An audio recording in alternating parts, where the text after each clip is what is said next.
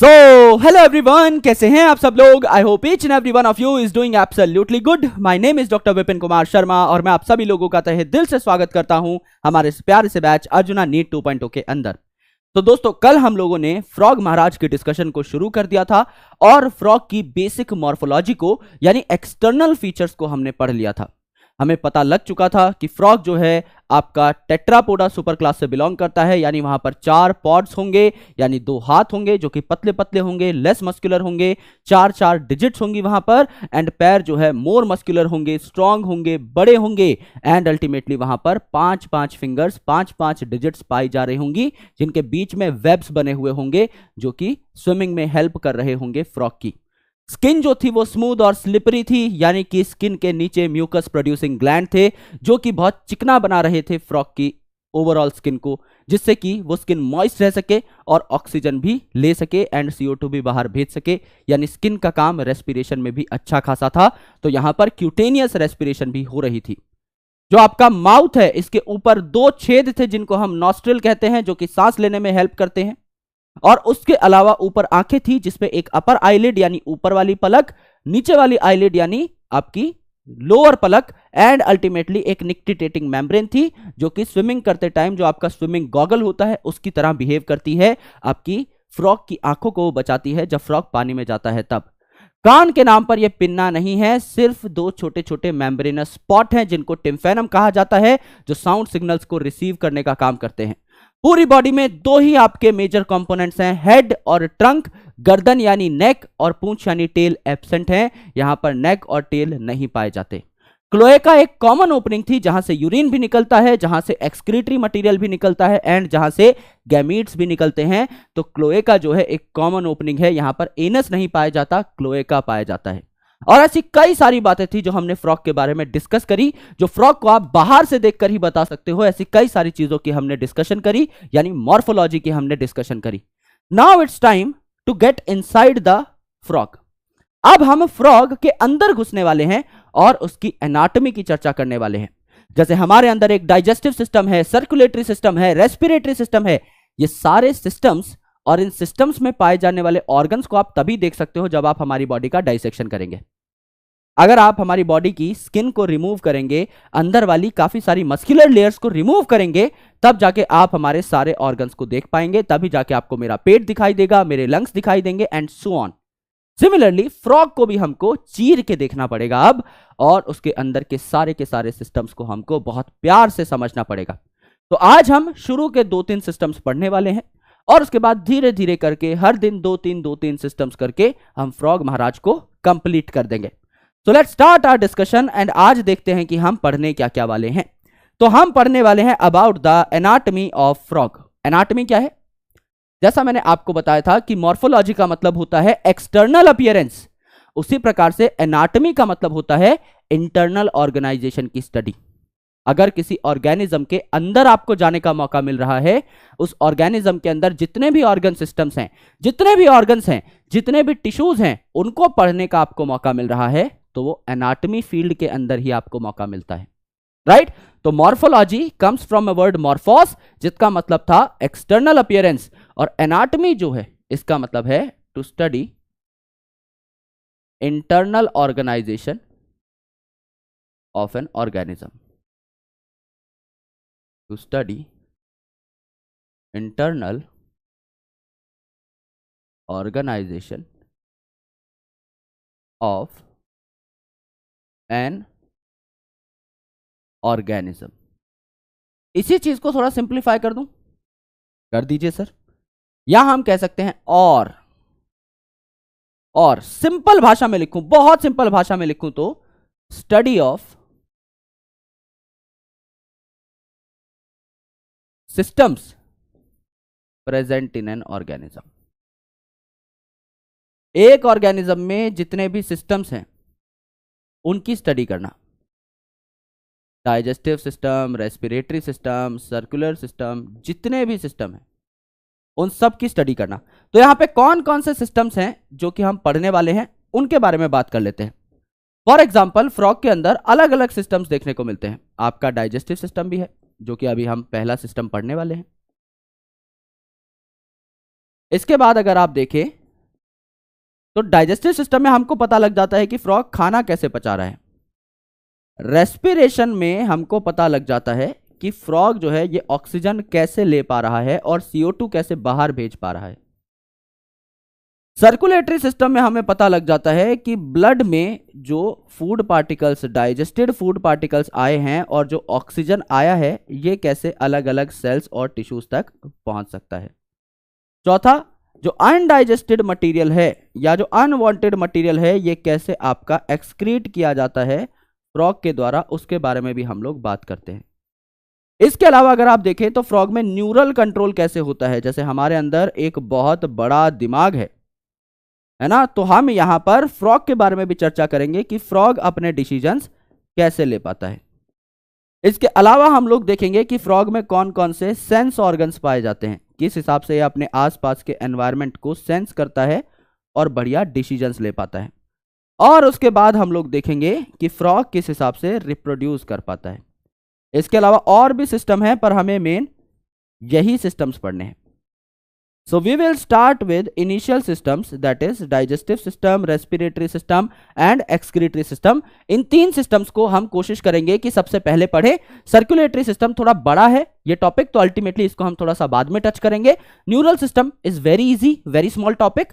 Sense organ is very easy, very small topic. Main जो आपका यहां पर क्वेश्चन आता है वो यहां से आएगा। अगर आप बोले सर क्वेश्चन कहां से आएगा, what are the 2 most important points जिनसे क्वेश्चन आएगा, इन 7 में से क्वेश्चन आपका या तो डाइजेस्टिव सिस्टम से आएगा या रिप्रोडक्टिव सिस्टम से आएगा।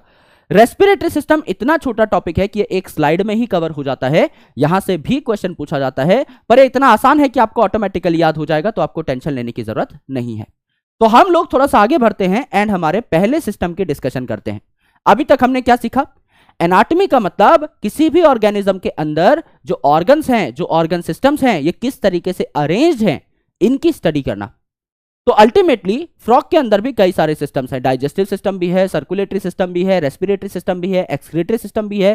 फ्रॉग चलता फिरता भी है तो लोकोमोटरी सिस्टम भी है, बीमारियों से भी खुद को बचाता है तो इम्यून सिस्टम भी है। इनमें से कुछ सबसे इंपॉर्टेंट सिस्टम्स की स्टडी हम लोग करेंगे बहुत बढ़िया तरीके से। तो we are starting with the digestive system, ये हम लोगों ने अभी तक बात की है।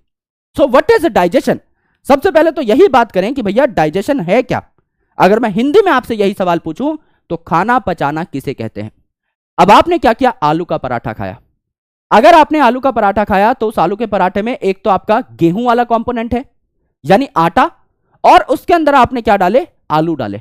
आलू में भी स्टार्च है और आपका ये जो गेहूं है ये भी आपका कार्बोहाइड्रेट कंटेन करता है, ये भी आपका स्टार्च कंटेन करता है, यानी कि आपने खूब सारा स्टार्च खा लिया। अब ये स्टार्च जब आपके मुंह में जाता है तो आप क्या करते हैं, इस स्टार्च को चबाते हैं। ये जो बड़ा सा आपने आलू के पराठे का टुकड़ा, आधा पराठा एक बार में जो मुंह में ठूस लिया है, इसको अब आप चबाएंगे और अपने दांतों की हेल्प से काटेंगे। और जब आप अपने दांतों की हेल्प से काट रहे होते हैं इस पूरे के पूरे आलू के पराठे को, तो उसके छोटे छोटे टुकड़े हो जाते हैं और उन छोटे छोटे टुकड़ों को हम मिक्स कर देते हैं किसके साथ, सलाइवा के साथ, with the help of our tongue. ये जो हमारी जीभ है खाते टाइम ये भी मूव करती है और ये हेल्प करती है पूरे के पूरे फूड को सलाइवा में मिक्स करने में। तो हमारा जो सलाइवा है इसमें एक एंजाइम होता है कॉल्ड सलाइवरी अमाइलेज। अमाइलेज मतलब ऐसा एंजाइम जो कार्बोहाइड्रेट को काट सके। तो ह्यूमंस के केस में अगर आप स्टार्च खा रहे हैं तो स्टार्च की डाइजेशन आपके मुंह में ही शुरू हो जाएगी। 30% of the digestion of starch आपके मुंह में ही खत्म हो जाती है, यानी जब आप खाना चबा रहे हैं, जब खाना आपके मुंह में है तब तक वो 30% डाइजेस्ट भी हो चुका है। फिर आप क्या करते हैं, फिर आप खाने को गटकते हैं, गटका खाना अंदर। एक कॉमन पैसेज है जिसको फेरिंग्स कहा जाता है। तो फेरिंग से खाना होते हुए किसमें चला जाएगा, फूड पाइप में चला जाएगा, ईसोफेगस में चला जाएगा और फिर खाना पहुंचेगा आपके स्टमक में। स्टमक जो है इट इज वेरी इंपॉर्टेंट, क्योंकि स्टमक जो है यहां पर एसिडिटी होती है। क्यों? क्योंकि यहां पर HCl नाम का एसिड पाया जाता है, हाइड्रोक्लोरिक नाम का एसिड यहां पर बनता है, राइट। तो ये जो स्टमक है यहीं पर एसिडिटी क्यों होती है, क्योंकि यहां पर एसिड बनता है, HCl यहां पर बनता है। तो स्टमक की वॉल के जो सेल्स होते हैं ये HCl बनाते हैं और प्रोटीन तोड़ने के लिए भी एक एंजाइम बनाते हैं जिसको पेप्सिनोजन कहा जाता है। तो वो जो पेप्सिनोजन है it is an inactive enzyme, वो HCl से एक्टिवेट हो जाता है और बनाता है पेप्सिन। ये सारी बातें मैं ह्यूमन के केस में बता रहा हूं। और फिर प्रोटीन को तोड़ना शुरू कर देते हैं हम लोग पेट में। फिर पेट के बाद आपका इंटेस्टाइन शुरू हो जाता है। Small intestine and large intestine. ये बात है आपके ह्यूमन की। तो डाइजेशन में हमने क्या किया, डाइजेशन में हमने फूड को, एक कॉम्प्लेक्स फूड पार्टिकल को छोटे छोटे सिंपलर फूड पार्टिकल्स में तोड़ा, that is called as digestion. यानी समझ लीजिए मेरे पास एक बहुत बड़ा फूड पार्टिकल है, एक बहुत बड़ा फूड पार्टिकल, यह क्या हो गया आपका लार्ज फूड पार्टिकल, ये क्या हो गया आपका लार्ज फूड पार्टिकल हो गया। मुझे इस पार्टिकल को डाइजेस्ट करना है, तो डाइजेशन का मतलब ही तो हम लोग समझने आए हैं। अगर मैं इस लार्ज फूड पार्टिकल्स को बहुत छोटे छोटे सिंपलर पार्टिकल्स में तोड़ देता हूं, ये पार्टिकल्स इतने सिंपल होने चाहिए कि इनको ब्लड में एब्जॉर्ब किया जा सके, ब्लड में इनको ट्रांसपोर्ट किया जा सके, क्योंकि हमको खाना अलग अलग सेल्स तक पहुंचाना है, किसके थ्रू, ब्लड के थ्रू। तो एक बहुत मोटा पार्टिकल है, उसको तो आप ब्लड में लोड नहीं कर सकते। अगर आप आलू का पराठा इंजेक्शन से चढ़ाने की कोशिश करेंगे अपनी नसों में, तो नहीं चढ़ा पाएंगे, क्योंकि आलू के पराठे का जो साइज है वो बहुत बड़ा है। लेकिन अगर आप उसको छोटे छोटे छोटे छोटे टुकड़ों में तोड़ देते हैं, ब्रेक कर देते हैं, डाइजेस्ट कर देते हैं, तो वो टुकड़े इतने छोटे हो जाते हैं कि आराम से ब्लड में लोड हो जाते हैं। आपने कई बार सुना होगा कि एक पेशेंट बहुत बीमार है, उसको तो ग्लूकोज की बोतल चढ़ रही है, तो वो जो ग्लूकोज की बोतल है ना, उसमें क्या होगा, ऑब्वियसली ग्लूकोज होगा। आप भी क्या करेंगे, अगर ये बहुत बड़ा सा मॉलिक्यूल स्टार्च का है, तो स्टार्च किससे बनता है, ग्लूकोज से ही तो बनता है। तो जब आप इस स्टार्च को डाइजेस्ट करेंगे तो इसके जो छोटे छोटे टुकड़े होंगे ये भी ग्लूकोज के होंगे। तो जैसे ग्लूकोज लिक्विड ही होता है, अगर आपने कभी चढ़ते हुए देखा है पेशेंट को ग्लूकोज, तो उसी हिसाब से आपका एकदम लिक्विड फॉर्मेट में बहुत छोटे छोटे पार्टिकल्स बन जाएंगे किसके, ग्लूकोज के। आराम से आप उसे ब्लड में लोड कर सकते हैं और ब्लड में ग्लूकोज घूमने लग जाएगा एंड अल्टीमेटली अलग अलग सेल्स तक पहुंचा दिया जाएगा वाया सर्कुलेशन। तो एक बहुत लार्ज फूड पार्टिकल को सिंपल फूड पार्टिकल्स में कन्वर्ट करना, so that they can be absorbed in blood, so that they can be absorbed in blood। इसको क्या कहा जाता है दोस्त, इसको कहा जाता है आपका डाइजेशन। इस पूरे प्रोसेस को हम लोग क्या कहते हैं, इस पूरे प्रोसेस को हम लोग डाइजेशन कहते हैं। खाने के जो बड़े बड़े मॉलिक्यूल हैं, इनको इतने छोटे टुकड़ों में तोड़ना कि ये ब्लड में एब्जॉर्ब हो सके, इसे डाइजेशन कहते हैं। तो ये हमें पढ़ना है फ्रॉग के लिए। अगला इंपॉर्टेंट चीज, फूड ऑफ फ्रॉग। अब फ्रॉग खाता क्या है, डाइजेशन उस मटेरियल की करेंगे जो फ्रॉग खाएगा। तो फ्रॉग खाता क्या है, फ्रॉग इज जनरली कार्निवोर। आप कह सकते हैं adult frog is carnivore. Carnivore मतलब, हर्बीवोर मतलब ऐसे ऑर्गेनिजम्स जो हर्ब्स खाते हैं, कार्निवोर मतलब ऐसे ऑर्गेनिजम्स जो क्या खाते हैं, फ्लैश खाते हैं, यानी अदर एनिमल्स को खाते हैं। तो यहां पर आपका फ्रॉग महाराज जो है ये क्या खाएगा, ये आपका कार्निवोर है, तो it eat insects and their larvas. ये इंसेक्ट्स को और उनके लार्वास को खा जाता है। तो अगर ये इंसेक्ट खा रहा है, अगर ये उनके लार्वा खा रहा है, अगर ये कार्निवोर है, तो there is a very simple notion, there is a very important point कि आपका जो फ्रॉग है उसकी एलिमेंट्री कैनाल, उसका डाइजेस्टिव ट्रैक्ट जो है ये काफी छोटा होगा। अगर आप हर्ब्स खाते हैं, अगर आप प्लांट्स खाते हैं, फॉर एग्जांपल अगर मैं हर्बीवोर हूं, तो अगर मैं प्लांट को खा रहा हूं तो प्लांट का जो मटेरियल है डाइजेस्टेड नहीं होता, इसको आपको अपने अंदर ही डाइजेस्ट करना होता है। 0 से लेके 100 तक कंप्लीट डाइजेशन आपके एलिमेंट्री कैनाल में ही होती है। तो आपकी एलिमेंट्री कैनाल को ज्यादा टाइम चाहिए to digest this plant material, तो एलिमेंट्री कैनाल काफी लंबी होती है, इसको पूरा पूरा टाइम मिलेगा, इसको पूरा पूरा वक्त मिलेगा आपके मटेरियल को डाइजेस्ट करने के लिए। लेकिन अगर आप किसी एनिमल को खाते हैं, तो एनिमल के अंदर पहले से ही कुछ कंटेंट ऐसा है जो प्री डाइजेस्टेड है। तो अगर आप किसी एनिमल को खाते हैं तो आपको उसे डाइजेस्ट करने में बहुत ज्यादा टाइम नहीं लगता, इसीलिए एलिमेंट्री कैनाल छोटी होती है कार्निवोर्स की। तो अगर कोई पूछे कि हिरन की एलिमेंट्री कैनाल छोटी होगी या शेर की, तो शेर की एलिमेंट्री कैनाल छोटी होगी बिकॉज इट इज कार्निवोर। हिरन हर्बीवोर है, घास फूस खाता है, तो उसकी एलिमेंट्री कैनाल बड़ी होगी। तो यहां पर अगर ये इंसेक्ट खा रहा है, अगर ये आपका कार्निवोर है, तो आप क्या कह सकते हैं, एलिमेंट्री कैनाल या digestive tract will be small. Alimentary canal और digestive tract will be small, right. और नीचे आप पॉइंटर बना के लिख सकते हैं कि it is large in herbivores, जिससे कि आपको ये कंपैरिजन याद रहे। राइट, जिससे आपको एक कंपैरिजन याद हो जाए। Alimentary canal is large in herbivores. Alimentary canal is large in herbivores. Correct, herbivores में एलिमेंट्री कैनाल बड़ा होता है। अब अगर आप बात करें डाइजेस्टिव सिस्टम ऑफ फ्रॉग की, अगर आप देखें कि फ्रॉग का डाइजेस्टिव सिस्टम कैसा होता है, इसमें कौन कौन से पार्ट होते हैं, तो इसमें मेन पार्ट क्या है, अगर आप देखेंगे इसमें मेन पार्ट है एलिमेंट्री कैनाल। एलिमेंट्री कैनाल यानी मुंह से लेकर के क्लोएका तक की पूरी जो ट्यूब है, इसको आप क्या कह रहे हैं, एलिमेंट्री कैनाल कह रहे हैं, डाइजेस्टिव ट्रैक्ट कह रहे हैं, डाइजेस्टिव ट्रैक्ट कह रहे हैं। प्लस यहां पर और क्या पाए जाते हैं, डाइजेस्टिव ग्लैंड्स, यानी ऐसे ग्लैंड्स जो एंजाइम्स बनाएंगे, जो फूड को पचाने में हेल्प करते हैं। भाई सिर्फ अगर आप फूड को माउथ से एनस तक पहुंचा देंगे तो फूड डाइजेस्ट थोड़ी हो जाएगा।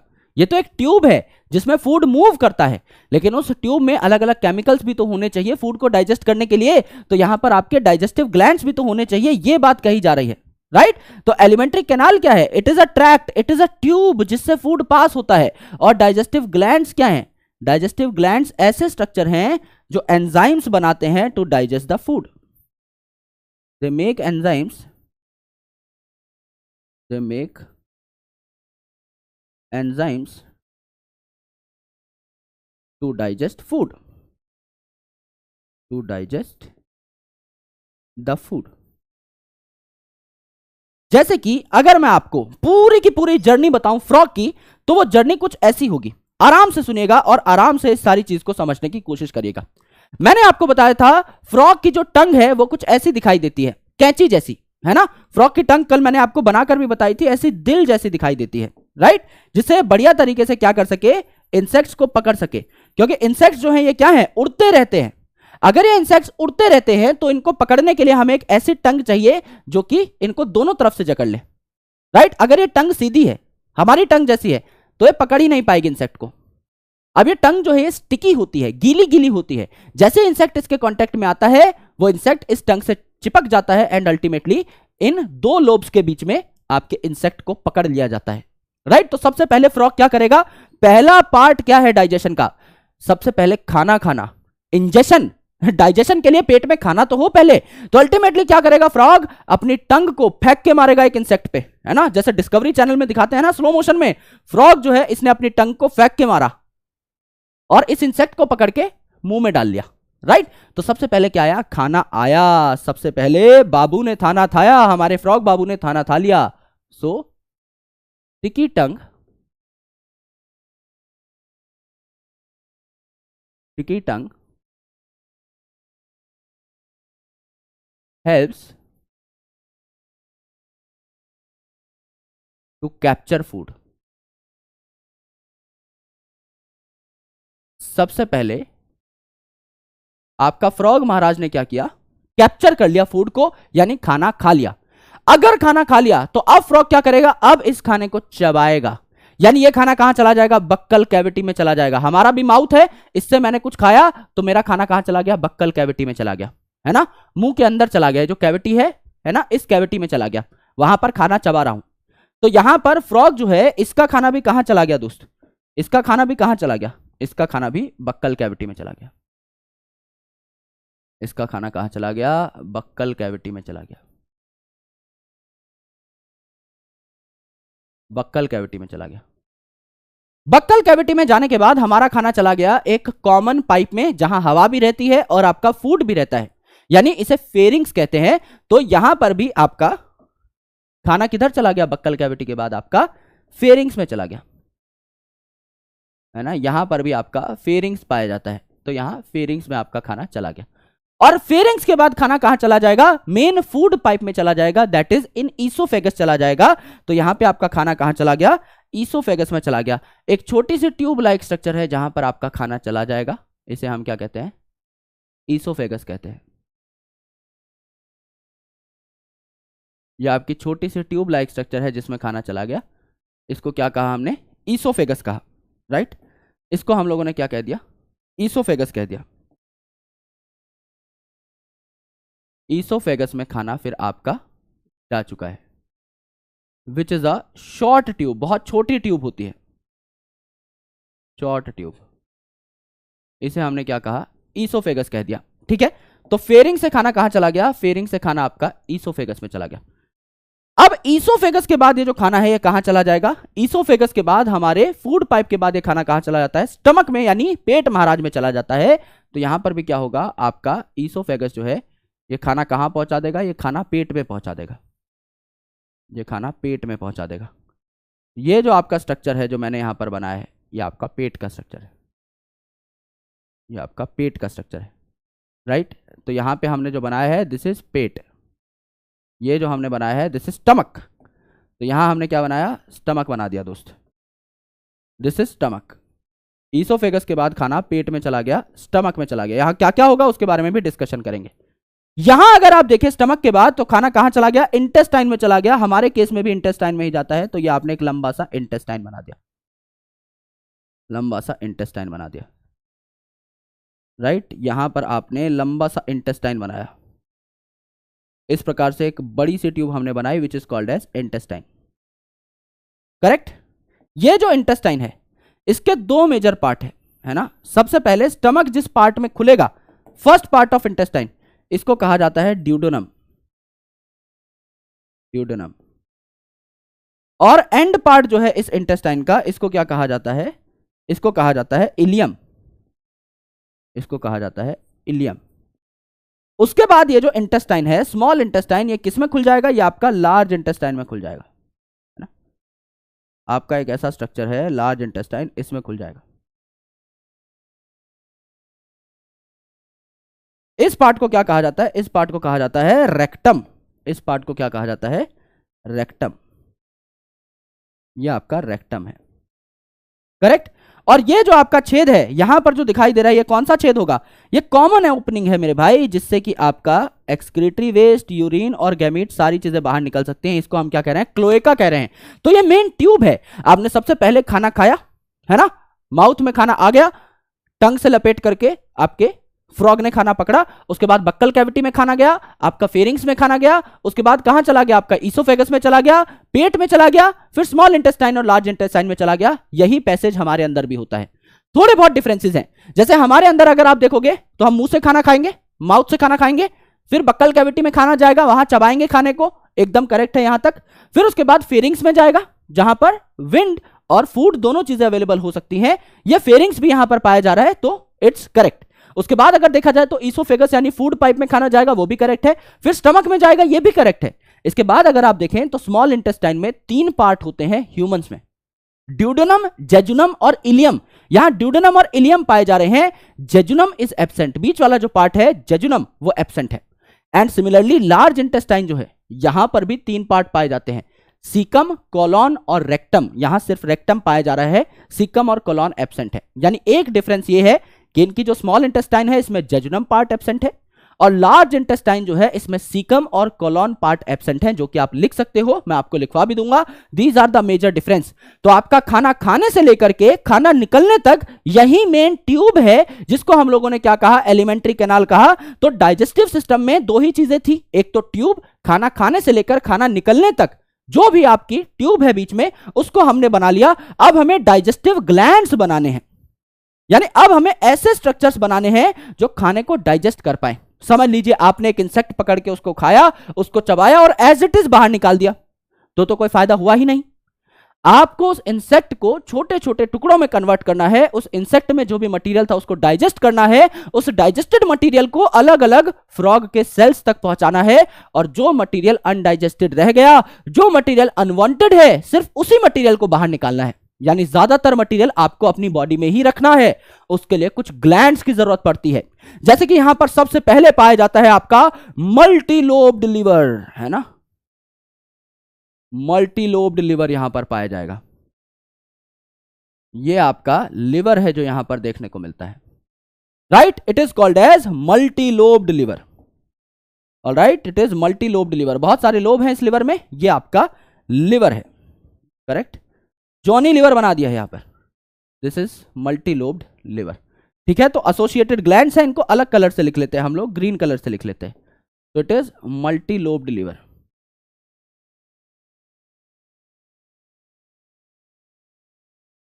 राइट, ये लिवर है मेरे दोस्त जो कि आपने यहां पर बनाया। और ये लिवर जो है हमारे अंदर लार्जेस्ट ग्लैंड होता है ना, लार्जेस्ट ग्लैंड होता है। ये लिवर जो है क्या बनाता है, ये लिवर जो है ये बनाता है बाइल, बाइल नाम का केमिकल बनाता है ये फैट को डाइजेस्ट करने के लिए। तो इट सिक्रीट्स बाइल, है ना। तो आप कह सकते हैं it makes bile, it makes bile, it makes bile या बाइल जूस कहा जाता है इसको, इट मेक्स बाइल। तो यहां पर क्या होगा दोस्त, ये जो बाइल है ना, ये जो बाइल है ये यहां पर आपका पाया जाएगा। ये जो बाइल है ये यहां पर लिवर में बनेगा, यहां पर पाया जाएगा। इसके बाद इसको भेज दिया जाएगा कहां पर, एक छोटे से गोल मटोल स्ट्रक्चर में जिसको कहा जाता है गॉल ब्लैडर, है ना। तो लिवर से आपका बाइल आया और इस गॉल ब्लैडर में चला गया। तो ये जो आपका स्ट्रक्चर है it is called as gall bladder, it is called as gall bladder. ये गॉल ब्लैडर क्या करता है, लिवर ने जो बाइल बनाई है इसको स्टोर करता है, इट स्टोर्स बाइल। और जब बाइल की जरूरत होगी तो ये बाइल कहां से निकल करके जाएगा, आपका इस गॉल ब्लैडर से निकल करके at the site of digestion जाएगा। ठीक है, तो यहां पर आपके लिवर ने क्या बनाया, बाइल बनाया, और आपके गॉल ब्लैडर ने उसको स्टोर किया। यहां पर एक और स्ट्रक्चर है, बहुत प्यारा सा स्ट्रक्चर। इस स्ट्रक्चर को हम क्या कहते हैं, पेनक्रियाज कहते हैं। पेनक्रियाज जिसको आप मिक्स्ड ग्लैंड कह रहे थे, है ना, वही पेनक्रियाज आपका यहां पर भी पाया जाएगा, यहां पर भी आपका पाया जाएगा पेनक्रियाज, है ना, यहां पर भी आपका पेनक्रियाज पाया जाएगा। तो ऐसी स्ट्रक्चर होती है आपके पेनक्रियाज की, है ना। आपके पत्ते जैसी स्ट्रक्चर दिखाई दे रही है, ये जो आपका ग्लैंड है ये क्या है, ये है आपका पेनक्रियाज, ये है आपका पेनक्रियाज, करेक्ट। ये जो आपका पेनक्रियाज है ये क्या करेगा दोस्त, ये भी अपनी सिक्रीशन को यहां भेजना चाहेगा ड्यूडेनम में, और ये जो आपका बाइल है ये भी आना चाहेगा कहां पर, ड्यूडेनम में, ये भी आना चाहेगा ड्यूडेनम में। तो दोनों चीजें यहां पर आकर के जुड़ जाती हैं और ड्यूडेनम में खुल जाती हैं। ये दोनों चीजें यहां पर आकर जुड़ेंगी और ड्यूडेनम में खुलेंगी। यहां पर आपका पेनक्रियाज का पेनक्रियाटिक जूस भी आ जाएगा और यहां पर बाइल जूस भी आ जाएगा। दोनों चीजें आपकी ड्यूडेनम में आ जाएंगी, तो ड्यूडेनम में बढ़िया अच्छी खासी डाइजेशन आपको देखने को मिलेगी। तो ये पेनक्रियाज है, ये क्या बनाएगा, आराम से देखिए, ये क्या बनाएगा, it makes pancreatic juice, it makes pancreatic juice. ठीक है, ये पैनक्रियाटिक जूस क्या होता है, पैनक्रियाटिक जूस एक ऐसा जूस है जिसमें काफी सारे एंजाइम्स हैं। इट कैन डाइजेस्ट, ये जो पैनक्रियाटिक जूस है it can digest protein, protein को भी डाइजेस्ट कर सकता है, एंड कार्बोहाइड्रेट को भी डाइजेस्ट कर सकता है, और न्यूक्लिक एसिड को भी डाइजेस्ट कर सकता है। यानी प्रोटीन और कार्बोहाइड्रेट्स का अच्छा खासा डाइजेशन कहां पर होगा, आपका ड्यूडेनम में होगा, पेनक्रियाज के जूस की मदद से। और ये जो बाइल है ये क्या करता है, ये जो बाइल है it helps in emulsification of fat. बहुत भारी भरकम टर्म है, it helps in emulsification of fat. जब आप फैट के टुकड़े टुकड़े करते हैं तो उस पर्टिकुलर प्रक्रिया को इमल्सिफिकेशन कहा जाता है। यानी आप क्या बोलेंगे, इमल्सिफिकेशन ऑफ फैट का मतलब क्या है, breakdown of fat, breakdown of fat. तो फैट जो है उसको तोड़ेगा कौन, बाइल, और कार्बोहाइड्रेट को और प्रोटीन को और न्यूक्लिक एसिड को कौन तोड़ेगा, पेनक्रियाज का जूस। तो ये दोनों ही इंपॉर्टेंट है। तो बाइल जो है ये आपका गॉल ब्लैडर से निकल करके आ जाएगा। बाइल बनाया किसने, लिवर ने, तो लिवर मेक्स द बाइल, और ये बाइल इसने स्टोर कहां कर दिया, गॉल ब्लैडर में। तो जब जरूरत होगी तो ये गॉल ब्लैडर अपने आप को स्क्वीज करेगा। जैसे आप सुबह सुबह टूथब्रश करते हैं तो टूथपेस्ट को जब आप स्क्वीज करते हैं तो पेस्ट बाहर निकल जाती है फुचुक करके। सिमिलरली जब इस गॉल ब्लैडर को मैं कॉन्ट्रैक्ट करूंगा, है ना, इस बॉल को जब मैं दबाऊंगा, गॉल ब्लैडर नाम की बॉल को जब मैं दबाऊंगा तो इसके अंदर की सिक्रीशन बाहर निकल जाएगी इस ट्यूब से, है ना, इस बाइल डक्ट से, राइट, इस ट्यूब से, इस बाइल डक्ट से क्या हो जाएगी, आपकी यहां पर बाइल बाहर आ जाएगी। फिर यहां पर आपका पेनक्रियाज की जो डक्ट है ये भी इसके साथ फ्यूज हो जाएगी, है ना। तो इस डक्ट को हम लोग क्या कहते हैं, जहां दोनों मिल चुकी हैं, इसे हम क्या कहते हैं? इसे हम कहते हैं common bile duct. Common bile duct,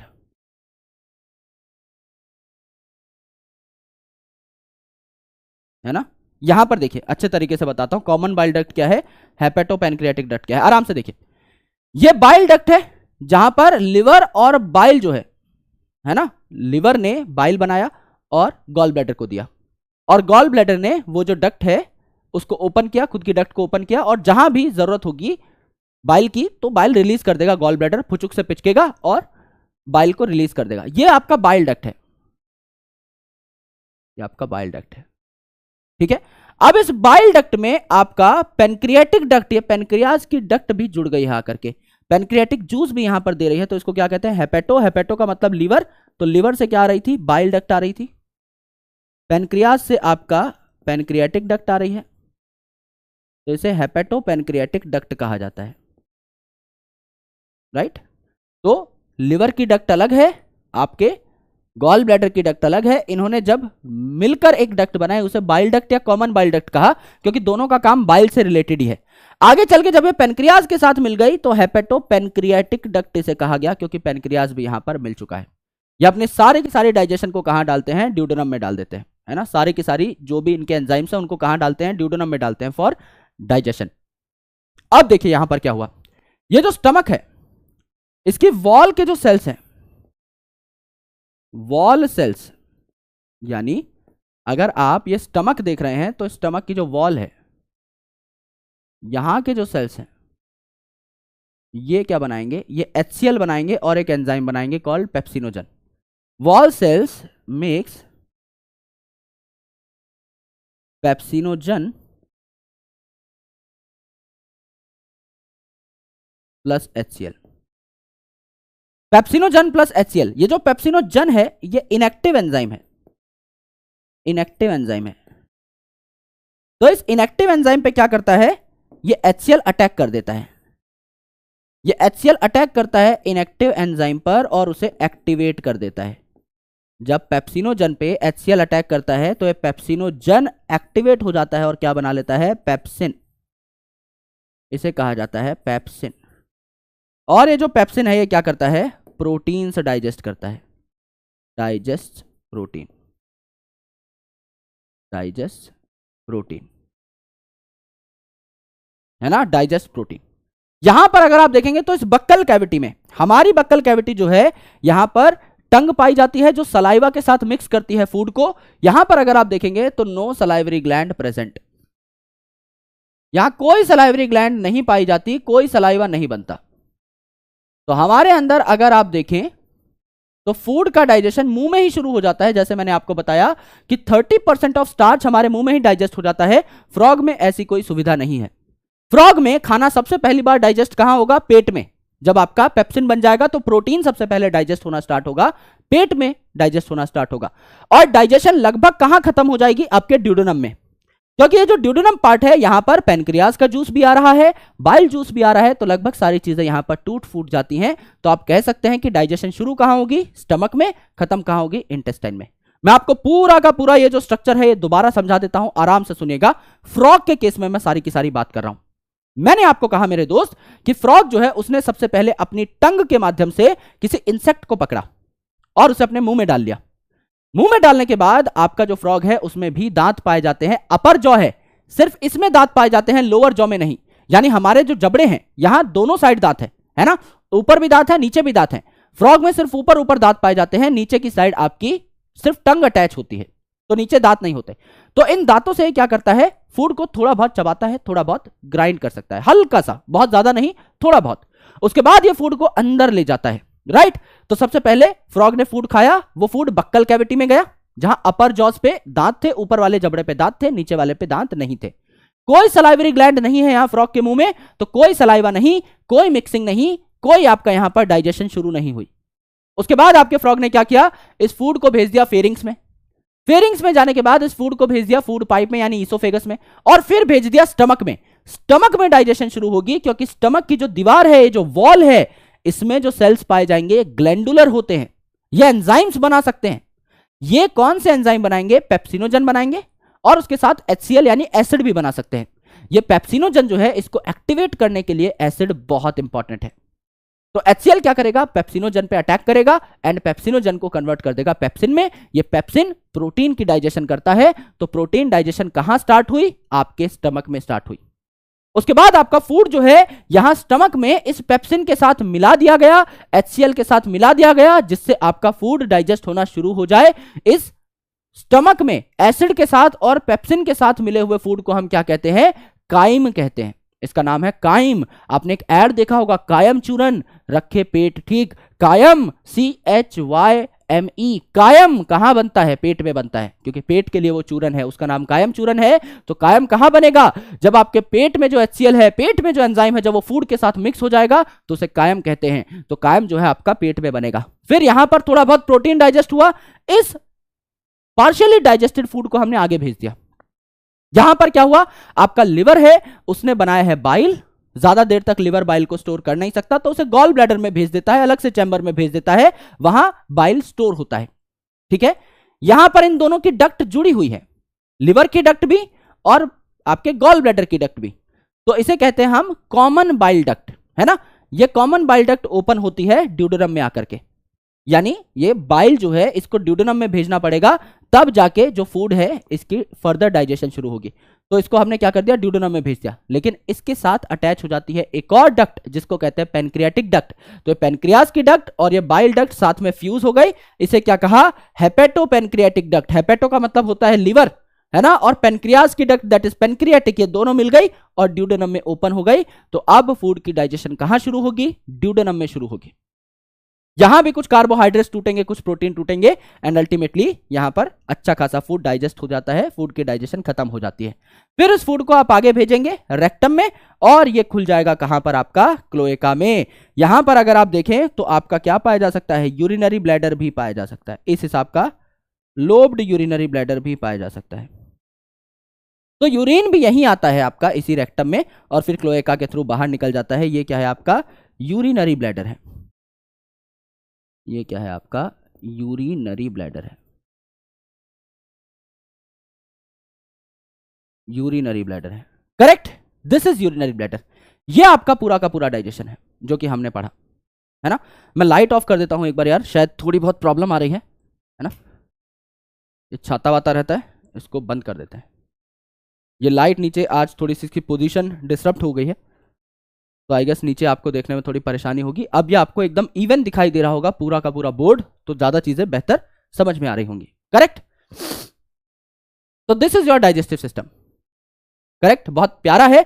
और जितना कम लिखोगे, जितना एक एक स्लाइड में चीजें बनाओगे, उतना आपके लिए बेटर होगा, उतना ही आप बढ़िया तरीके से इसको याद कर पाओगे।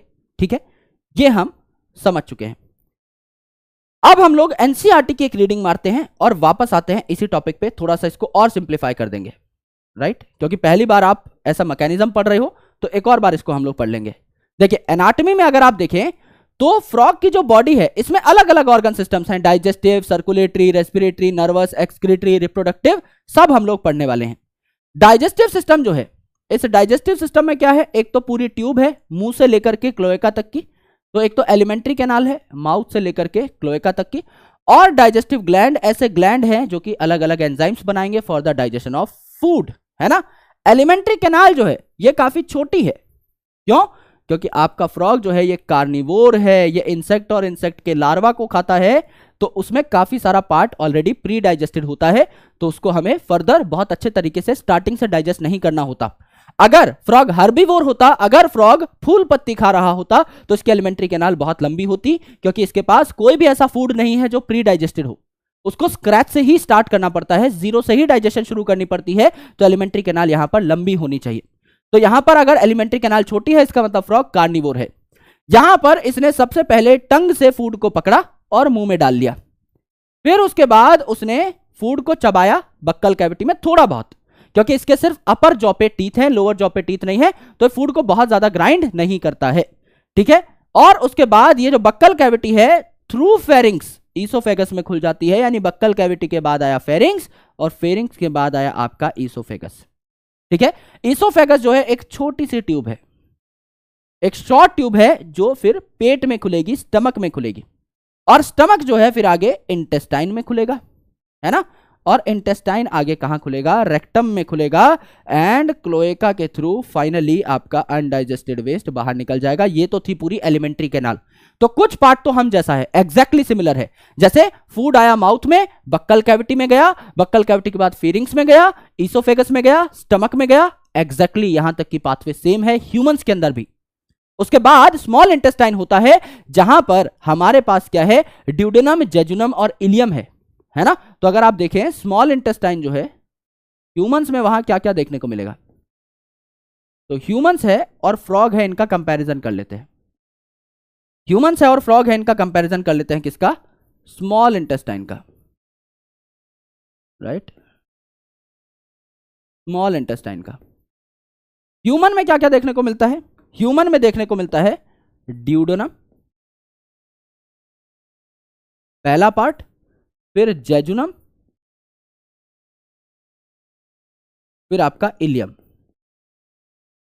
यहां क्या है आपका फ्रॉग में, सिर्फ आपका ड्यूडेनम है और आपका इलियम है, कोई जेजुनम यहां पर नहीं है। सिमिलरली अगर आप लार्ज इंटेस्टाइन को देखें, सिमिलरली अगर आप लार्ज इंटेस्टाइन को देखें, तो लार्ज इंटेस्टाइन में भी ह्यूमंस में 3 मेजर पार्ट होते हैं, राइट। पहला पार्ट क्या होता है आपका, सीकम, दूसरा कोलॉन, और तीसरा रेक्टम। तो सीकम, कोलॉन, रेक्टम में से यहां पर सीकम नहीं पाया जा रहा, कोलॉन नहीं पाया जा रहा, सिर्फ और सिर्फ रेक्टम पाया जा रहा है। यानी सबसे पहले फूड आपका कहां चला गया, अगर आप बनाना चाहें पूरा का पूरा फ्लो, तो दोबारा आपको याद हो जाएगा एलिमेंट्री कैनाल में क्या हुआ, सबसे पहले जीभ से पकड़ करके इंसेक्ट आपके फ्रॉग ने खाया, और ये कहां चला गया, बक्कल कैविटी में। बक्कल कैविटी में चला गया, जो कि ह्यूमंस में भी जाता है, पर यहां पर आपका सलाइवरी ग्लैंड आपका एब्सेंट है, तो आप कह सकते हैं नो सलाइवा, तो कोई डाइजेशन शुरू नहीं हुई बक्कल कैविटी में। उसके बाद आपका फूड कहां चला गया, आपका फूड चला गया फेरिंग्स में, फिर उसके बाद आपका फूड कहां चला गया, ईसोफेगस में, फूड पाइप में, ईसोफेगस में। ईसोफेगस के बाद आपका कहां चला गया, ईसोफेगस के बाद आपका चला गया स्टमक में। तो ये बातें तो ह्यूमन तक भी सेम है, स्टमक तक की। इसके बाद क्या आता है ह्यूमन में, ड्यूडेनम, जेजुनम, इलियम आता है। यहां पर क्या आएगा, यहां पर आएगा आपका ड्यूडेनम, फिर जेजुनम तो है नहीं, सीधा आ जाएगा इलियम। फिर ह्यूमंस में ड्यूडेनम, जेजुनम, इलियम के बाद आता है सीकम, कोलॉन, रेक्टम। यहां पर सीधा सीधा क्या आ जाएगा, लार्ज इंटेस्टाइन का रेक्टम पार्ट आ जाएगा। और इसके बाद आपका फूड कहां पर से निकल जाता है, अनडाइजेस्टेड फूड आपका एनस से। यहां आपकी लास्ट ओपनिंग क्या हो जाएगी, यहां आपकी लास्ट ओपनिंग हो जाएगी क्लोएका, यहां आपकी लास्ट ओपनिंग हो जाएगी क्लोएका। तो यहां आ जाएगा आपका अनडाइजेस्टेड फूड, जिसको आप बाहर निकाल देंगे। तो पूरी एलिमेंट्री कैनाल आपको एक फ्लो चार्ट से समझ में आ गई। खाना खाया बक्कल कैविटी में, उसके बाद फेरिंग्स में, ईसोफेगस में, स्टमक में, स्मॉल इंटेस्टाइन जहां पे ड्यूडेनम और इलियम है सिर्फ, और उसके बाद लार्ज इंटेस्टाइन जहां पर रेक्टम है। तो इसको आप डायरेक्टर से याद कर सकते हो कि स्टमक तक हमारा पूरा खेल सेम है। उसके बाद डायरेक्टर, DIR लिखा जाता है शॉर्ट में, तो DI और R आएगा, कोई कंफ्यूजन का स्कोप नहीं है। DI और R यहां पर इन 3 नामों में ही आ रहा है, यानी ड्यूडेनम, इलियम और रेक्टम यहां पर पाया जाएगा। डायरेक्टर से आप याद कर सकते हो, स्टमक तक का खेल सेम, उसके बाद डायरेक्टर। अब क्या हुआ, ये जो आपका स्टमक है, ये जो आपका स्टमक है, ये क्या बनाएगा, ये जो आपका स्टमक है ये पेप्सिनोजन और HCl बनाएगा। ये जो स्टमक है ये पेप्सिनोजन और HCl बनाएगा। जैसे ही फूड इस स्टमक में आएगा, पेप्सिनोजन और HCl उससे मिक्स हो जाएंगे, इसको क्या बोलेंगे, कायम। तो स्टमक में अगर प्रॉब्लम हो जाए, एसिडिटी हो जाए, तो कायम चूरन खाते हो, तो यहां पर फूड जब मिक्स हो जाता है आपका एसिड के साथ और एंजाइम के साथ, तो इसे कायम कहा जाता है। फिर यहां पर पेप्सिन है, तो वो आपका प्रोटीन की डाइजेशन में हेल्प करेगा। फिर आपका लिवर जो है ये बनाता है बाइल, और इस बाइल को स्टोर कर देता है आपका गॉल ब्लैडर में। तो ये लिवर की डक्ट, इससे आपका बाइल बन के कहां आ गया, इससे आपका बाइल बन के आ गया गॉल ब्लैडर में। फिर ये जो गॉल ब्लैडर है, जब जरूरत पड़ेगी इस बाइल को बाहर निकाल देगा। तो this is common bile duct. यहां पे लिवर की डक्ट भी है और बाइल की डक्ट भी है। फिर यहां पर पेनक्रियाज है, यह भी अपनी डक्ट को फ्यूज कर देगा, और ये डक्ट ओपन हो जाएगी कहां पर, स्मॉल इंटेस्टाइन में, यानी कि आपके ड्यूडेनम में। Open in duodenum. तो यहाँ पर लीवर से भी डक्ट आ रही है, पेनक्रियाज से भी डक्ट आ रही है। लीवर को बोलते हैं हेपेटो, पेनक्रियाज को बोलते हैं पेनक्रियाटिक, तो हेपेटो पेनक्रियाटिक डक्ट यहाँ पर बन जाएगी। ये दोनों की दोनों डक्ट जो है, लीवर की डक्ट और गॉल ब्लैडर की डक्ट, ये बाइल से ही रिलेटेड है, तो इसे बोला कॉमन बाइल डक्ट। और यहां पर आपका लीवर की डक्ट और पेनक्रियाटिक डक्ट, इसको मिलाकर क्या बोल दिया, आपका हेपेटो पेनक्रियाटिक डक्ट बोल दिया। ये दोनों की दोनों चीजें हैं, राइट। तो ये जो है आपकी किसकी डक्ट है, लीवर की डक्ट है, हेपेटो की डक्ट है, लीवर को हेपेटो बोलते हैं। ये आपका किस है, किसकी डक्ट है, गॉल ब्लैडर की डक्ट है, राइट। और ये आपकी किसकी डक्ट है, पेनक्रियाज की डक्ट है, ये आपके पेनक्रियाज की डक्ट है, correct. Liver, gall bladder, pancreas. Liver और गॉल ब्लैडर दोनों बाइल से रिलेटेड है। यहां अगर इस डक्ट का नाम बोलें तो कॉमन बाइल डक्ट हो जाएगी, बिल्कुल हो जाएगी सर। और ये बाइल लेकर आ रही डक्ट जो है, ये जब टकराएगी आपकी इस डक्ट से जो पेनक्रियाटिक जूस लेकर के आ रही है, तो क्या बनेगी, हेपेटो पेनक्रियाटिक डक्ट बनेगी। हेपेटो मतलब लीवर, पेनक्रियाटिक मतलब पेनक्रियाज का भी कंटेंट इसमें है, हेपेटो पेनक्रियाटिक डक्ट बन जाएगी, बिल्कुल बन जाएगी। This is the game, right. तो लिवर जो है इट सिक्रीट्स बाइल। लिवर क्या करेगा, बाइल बनाएगा और इसको सिक्रीट कर देगा, भेज देगा कहां पर, आपका गॉल ब्लैडर के पास। तो लिवर सिक्रीट्स बाइल, है ना, और ये बाइल भेज देगा किसके पास, गॉल ब्लैडर के पास। तो it is stored in gall bladder. और पेनक्रियाज जो है, ये भी आपका डाइजेस्टिव ग्लैंड है, जो क्या बनाएगा, पेनक्रियाटिक जूस बनाएगा। ये आपका क्या बनाएगा, पेनक्रियाटिक जूस बनाएगा। इस डायग्राम पे थोड़ा बाद में आएंगे, है ना, जो कि डाइजेस्टिव एंजाइम कंटेन करता है। अब क्या हुआ, अब फ्रॉग ने फूड पकड़ा, तो food is captured by the bilobed tongue. ये जो कैंची जैसी टंग है, इससे फूड इसने पकड़ा। उसके बाद डाइजेशन सबसे पहले कहां स्टार्ट होगी, HCl and gastric juice. Gastric मतलब आपका स्टमक, स्टमक के लिए गैस्ट्रिक वर्ड यूज किया जाता है ना। गैस कहां बनती है, स्टमक में बनती है ना।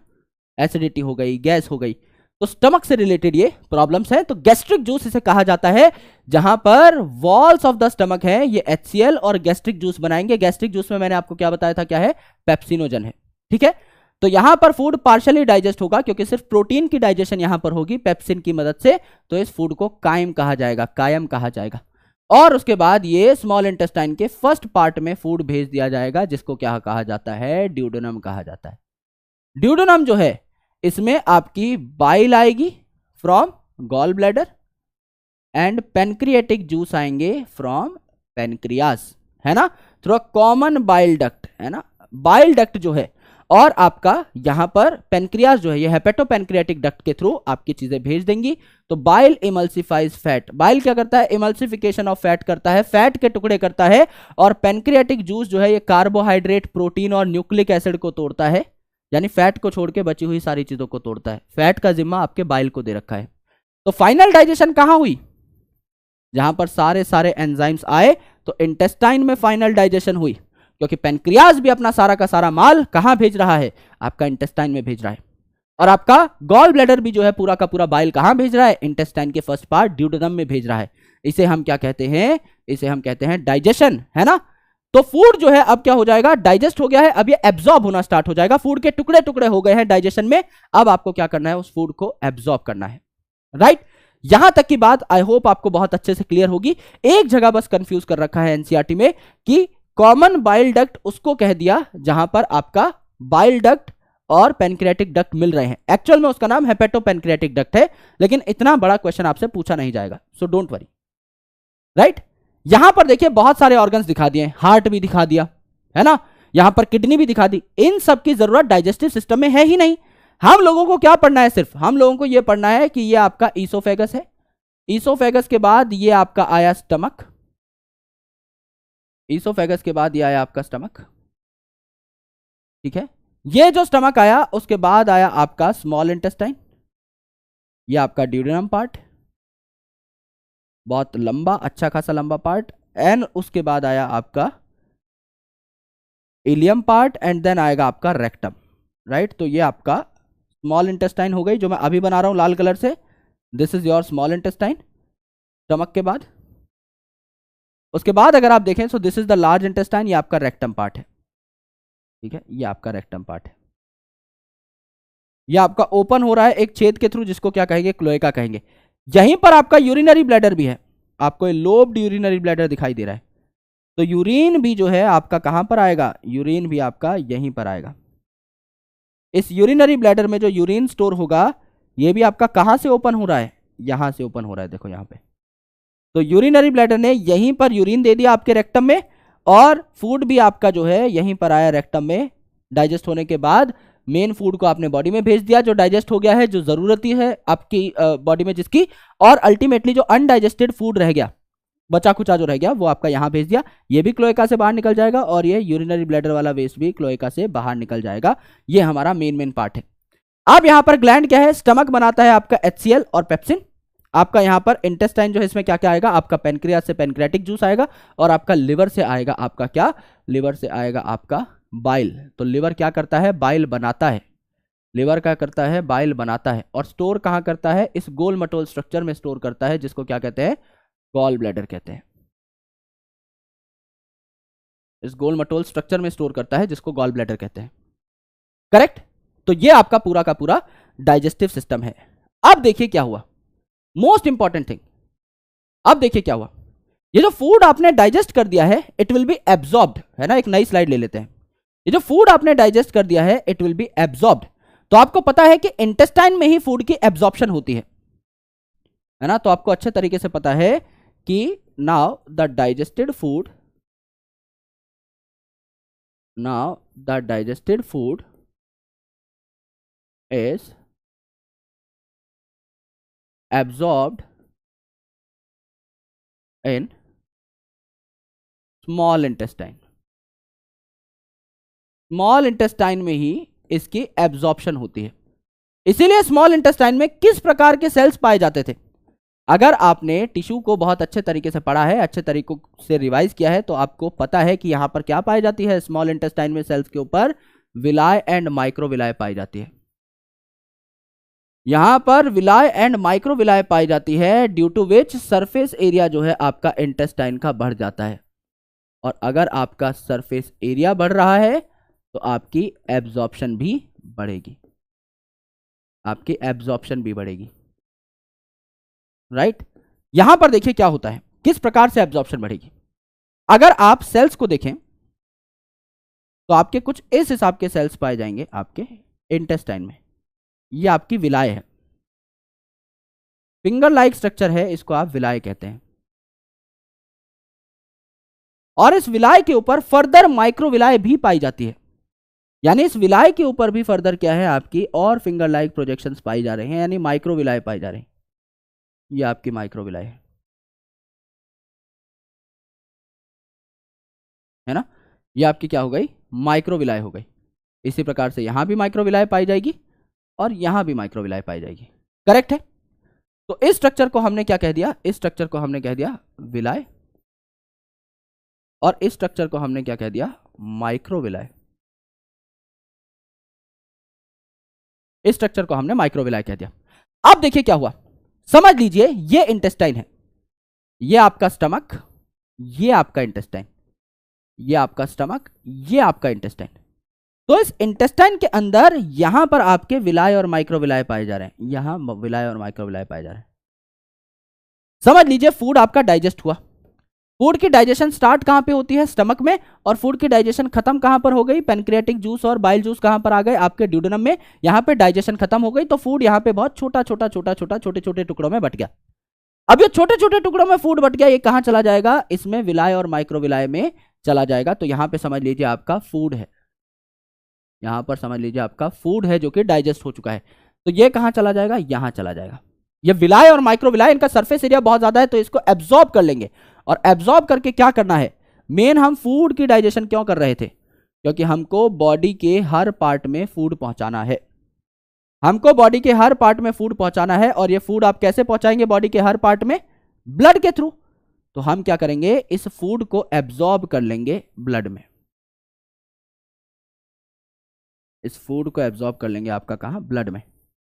ये जो छोटे छोटे टुकड़े हैं आपके फूड के, ये ब्लड में चले जाएंगे, राइट। ये जो आपके छोटे छोटे टुकड़े हैं फूड के, ये कहां चले जाएंगे, ब्लड में लोड हो जाएंगे, ब्लड में लोड हो जाएंगे। और ब्लड में लोड होने के बाद टू देयर डेस्टिनेशन चले जाएंगे, they will go towards different organs,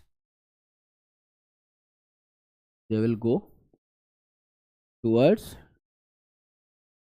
different organs या डिफरेंट सेल्स। अलग अलग सेल्स में आप फूड को पहुंचा दोगे। यही तो बात थी, यही तो करना था। यही आपका पूरा का पूरा डाइजेशन का सिस्टम है, यही आपका पूरा डाइजेशन का चक्कर है कि आपको डाइजेशन करनी क्यों थी, है ना, क्योंकि आपको अलग अलग सेल्स तक खाना पहुंचाना था। तो आप क्या करोगे, अब स्मॉल इंटेस्टाइन में बढ़िया तरीके से एब्जॉर्प्शन कर लोगे फूड की, ब्लड में लोड कर दोगे उस फूड को और ये पहुंच जाएगा अलग अलग जगहों तक।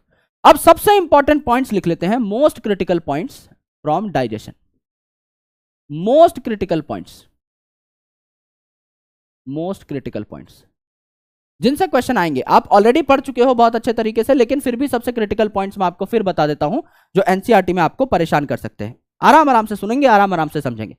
सबसे पहले हमने देखा कि फूड आपका आता कैसे है फ्रॉग के अंदर, वो अपनी बाइलोब्ड टंग से, दो लोब है, इससे सबसे पहले इंसेक्ट को कैप्चर करेगा और अपने मुंह में डाल लेगा। मुंह में डालने के बाद यहां बक्कल कैविटी है, बक्कल कैविटी में आपका फूड चला जाएगा। आपको पता है कि buccal cavity do not have saliva, यहां कोई सलाइवरी ग्लैंड्स नहीं पाए जाते। Buccal cavity lack salivary glands, तो यहां सलाइवा है ही नहीं, तो अल्टीमेटली यहां पर फूड का डाइजेशन शुरू नहीं हो सकता। No salivary glands are present, तो फूड का डाइजेशन माउथ में शुरू नहीं होता। तो कहां शुरू होता है फूड का digestion? Starts in stomach. Food का डाइजेशन स्टार्ट्स इन स्टमक, है ना। और स्टमक में मेरे भाई जब आपका फूड मिल जाता है HCl से और पेप्सिन से, तो इसको क्या कहा जाता है? कायम कहा जाता है ना। Food plus HCl plus enzyme is equal to chyme. तो कायम कहां पर है? पेट में है ना। कायम चूरन पेट की तकलीफ के लिए खाया जाता है, तो यह बात आपको याद हो जाएगी ऑटोमेटिकली। फूड डाइजेशन अगर शुरू हो रहा है स्टमक में, तो एंड कहां होगा? डाइजेशन कंप्लीट इन आपका बाइल जूस और आपका पैनक्रियाटिक जूस, दोनों कहां आ रहे थे? ड्यूडेनम ऑफ इंटेस्टाइन में। तो इंटेस्टाइन में आपका डाइजेशन कंप्लीट हो जाती है ना। और एब्जॉर्प्शन भी कहां होती है? मैक्सिमम एब्जॉर्प्शन कहां होती है? इन इंटेस्टाइन। ये सारी बातें हैं जो आपको याद रखनी है। मेन आपका सवाल यहीं से बन जाएगा और कोई टेंशन नहीं है। These are the most critical points, है ना। तो डाइजेशन आपकी आई गेस अच्छे तरीके से क्लियर हो गई होगी, कोई कंफ्यूजन नहीं रही होगी। हमने पहले बेसिक कॉन्सेप्ट्स क्लियर किए एंड देन उसके बाद हम लोगों ने बढ़िया तरीके से एक डायग्राम बनाया, सारे के सारे कॉन्सेप्ट्स हमने वहां देखे एंड देन आफ्टर हम लोगों ने क्या किया? देन आफ्टर हम लोगों ने रिवीजन ले लिया, रिकैप ले लिया। इतना पढ़ लिया है एक रिकॉर्डेड क्लास में, आई गेस बहुत है, क्योंकि मैं चाहता हूं कि ज्यादातर चीजें मैं आपको लाइव ही कराऊं। Digested food is absorbed, absorption होता है by numerous finger like folds, finger like projections in inner wall of intestine, जो हमने बनाकर देखा बकायदा। इसे कहते हैं विलाय और microvilli. Main finger like structure villi और उस विलाय के ऊपर भी छोटी छोटी finger like structure microvilli. Undigested solid waste move into rectum, undigested material rectum में चला गया और क्लोएका के थ्रू आपका बाहर निकल गया। यही आपका खेल था, यही आपकी डाइजेशन थी। Correct, this was your digestion. आइए कुछ सवाल सॉल्व कर लेते हैं। ओके, ये तो गैसियस एक्सचेंज का सवाल है, नहीं हो पाएगा। Which of this organ secrete bile in frog, है ना। बाइल कौन बनाता है? आपका लिवर बनाता है। गॉल ब्लैडर क्या करता है? उस बाइल को स्टोर करता है। बस बनाता कौन है? आपका लिवर बनाता है। Simple question. Where is bile store? Store कहां पर होता है? आपका गॉल ब्लैडर में। Where does the final digestion take place? Digestion शुरू कहां हुई? स्टमक में। फाइनल डाइजेशन कहां हुई? जहां पर आपका पैनक्रियाटिक जूस आया और बाइल जूस आया, कहां पर आया? इंटेस्टाइन में। तो इंटेस्टाइन आपका यहां पर हो जाएगा, राइट। बस यही बात थी, यही हमने किया and I guess this was a very simple topic, है ना। बहुत जनरल टॉपिक है, इससे बहुत ज्यादा सवाल नहीं पूछे जाते। जैसा बेसिक है कि बाइल कौन बनाता है, कहां पे स्टोर होता है, इसी प्रकार के सवाल पूछे जाते हैं। ज्यादा सवाल यहां से नहीं आएंगे, लेकिन स्टिल हम हर चीज को बहुत अच्छे तरीके से पढ़ेंगे। आई गेस ये लेक्चर 1 घंटे से कम का ही होगा, मैं एक्सपेक्ट कर रहा हूं ऐसा। क्योंकि हम लोगों ने इस टॉपिक को थोड़ा ज्यादा डिटेल में ले लिया, एक एक छोटी छोटी बारीकी तक हम लोग घुसे, जो कि घुसना भी जरूरी है।